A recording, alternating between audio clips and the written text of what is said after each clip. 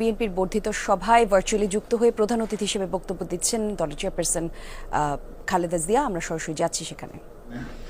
আমি চিকিৎসার কারণে যুক্তরাজ্যে অবস্থান করলেও আমি সব সময় আপনাদের পাশেই আছি। দীর্ঘ 15 বছর গণতন্ত্রের জন্য, আমার মুক্তির জন্য আপনারা যে নিরন্তর সংগ্রাম করেছেন এবং আমাদের অসংখ্য সহকর্মী প্রাণ দিয়েছেন, জুলুম নির্যাতনের শিকার হয়েছেন এবং প্রায় 1.25 লক্ষ মিথ্যা মামলায় জর্জরিত হয়েছে, এখন আদালতের বারান্দায় ন্যায় বিচারের জন্য ঘুরে বেড়াচ্ছেন। আপনাদের এ ত্যাগ শুধু দল নয়, জাতি চিরকাল স্মরণ রাখবে। দেশ আজ এক সংকটময় সময় অতিক্রম করছে। আপনাদের এবং ছাত্রদের সমন্বিত আন্দোলনের ফলে ফ্যাসিস্ট শাসকেরা বিদায় নিয়েছে। একটা অন্তর্বর্তীকালীন সরকার গঠিত হয়েছে।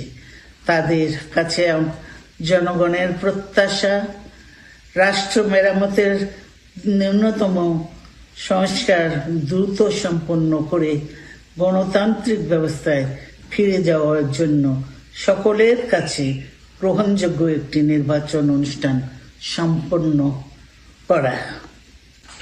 আমার অবর্তমানে দলের ভারপ্রাপ্ত চেয়ারম্যান, সিনিয়র নেতৃবৃন্দ এবং আপনাদের সকলকে সাথে সঙ্গে নিয়ে নিরন্তর কাজ করে দলকে সুসংহত করেছেন। আমি আপনাদের ধন্যবাদ জানাচ্ছি।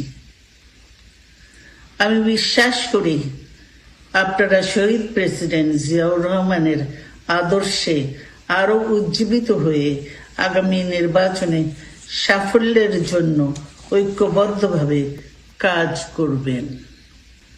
এমন কোনো কাজ করবেন না যাতে আপনাদের এতদিনকার সংগ্রাম, আত্মত্যাগ বিফলে যায়।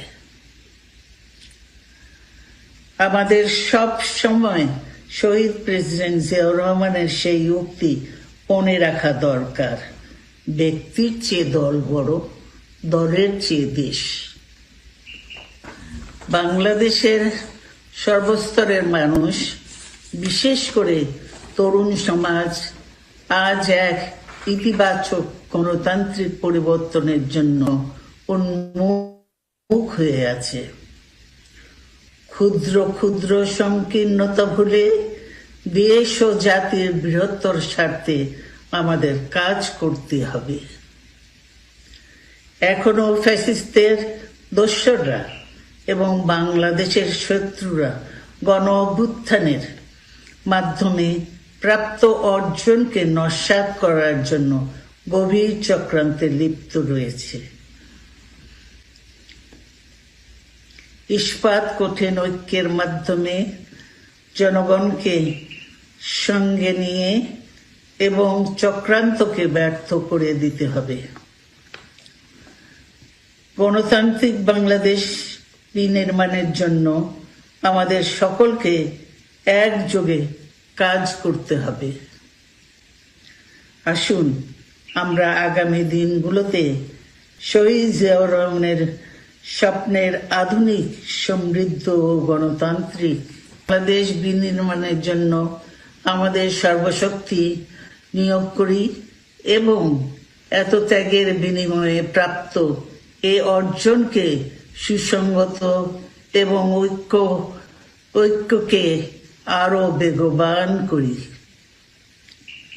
আমি যুক্তরাজ্য থেকে অসুস্থ অবস্থায় আপনাদের আহ্বান জানাতে চাই, আসুন জনগণকে সম্পৃক্ত করে বাংলাদেশ জাতীয়তাবাদী দলকে পূর্বের ন্যায় আন্দোলন, সংগ্রাম ও রাষ্ট্র পরিচালনায় নেতৃত্ব প্রদানে আরো ঐক্যবদ্ধ এবং সুসংগতভাবে গড়ে তুলি।